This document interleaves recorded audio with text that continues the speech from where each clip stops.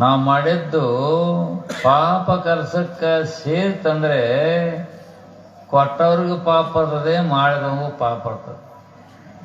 ನಾವು ಕೊಟ್ಟಿರ್ತಕ್ಕಂಥ ಸಂಪತ್ತ ಸತ್ಪಾತ್ರಕ್ಕೆ ಹೋಗಬೇಕು, ಅದನ್ನು ಅರ್ಧ ದಾನ ಮಾಡಬೇಕು. ಆ ಕೊಟ್ಟದ್ದು ಅಪಾತ್ರಕ್ಕೆ ಪಾಪ ಕಾರ್ಯಕ್ಕೆ ಹೋಯ್ತಂದ್ರೆ ಆ ಪಾಪ ನಮಗೂ ಅವ್ರಿಗೂ ಬರ್ತದೆ. ಅದಕ್ಕೆ ಸುಪಾತ್ರ ದಾನೇನ ಭವೇದ್ ಧನಾಢ್ಯ ಅಂತ. ಒಳ್ಳೆಯದಕ್ಕಾಗಿ ಕೊಟ್ಟಂಥ ದಾನದಿಂದ ಕೊಟ್ಟವ ಶ್ರೀಮಂತ ಆಗ್ತಾನೆ, ತಗೊಂಡವನಿಗೂ ಪುಣ್ಯ ಬರ್ತದೆ. ಕೊಟ್ಟಿರ್ತೀವಲ್ಲ ಅದು ಒಳ್ಳೇದಕ್ಕಾಗಿ ಬಿಟ್ಟಿತಂದ್ರೆ ಅದರಿಂದ ಕೊಟ್ಟಂತ ಮತ್ತೆ ಶ್ರೀಮಂತನಾಗ್ತಾನೆ, ಆ ತಗೊಂಡವನಿಗೂ ಪುಣ್ಯ ಬರ್ತದೆ. ಆದ್ರಿಂದ ದಾತವ್ಯ ಮಿತಿಯ ದಾನಂ ದೀಯತೆ ಅನುಪಕಾರಿಣಿ ದೇಶೇ ಕಾಲೇ ಚ ಪಾತ್ರೇ ಚ ತದ್ದಾನಂ ಸಾತ್ವಿಕಂ ಶ್ರುತಂ ಅಂತಂದು ಸುಭಾಷಿತ. ಅದನ್ನು ಅರ್ಥ ನಾವು ದಾನ ಮಾಡಿದ್ರೆ ಅದು ಶ್ರೇಷ್ಠ ಅಂತಾರೆ.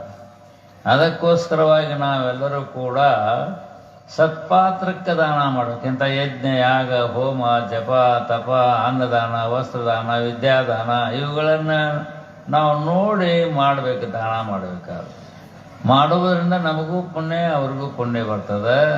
ಆದ್ದರಿಂದ ಇಂಥ ಯಾವ ಉತ್ತಮವಾದಂಥ ಸತ್ಕಾರ್ಯಗಳಿಗೆ ನಾವು ಉದಾರವಾಗಿ ಕೊಡಬೇಕಂತಾರೆ ಉದಾರವಾಗಿ ಕೊಡಬೇಕಂತಾರೆ ಅವರು.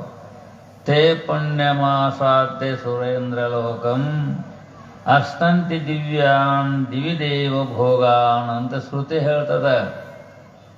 ಯಾರು ಪುಣ್ಯದ ಕಾರ್ಯಗಳನ್ನು, ಧರ್ಮ ಕಾರ್ಯಗಳನ್ನು ಶ್ರದ್ಧೆಯಿಂದ ಉತ್ತಮವಾದದ್ದಕ್ಕೆ ದಾನ ಮಾಡಿದರೆ ಅವರು ದೇವಲೋಕದಲ್ಲಿ ದೇವೇಂದ್ರನ ಸಮಾನವಾದಂಥ ಭೋಗಗಳನ್ನು ಪಡ್ಕೊಳ್ತಾರಂತ.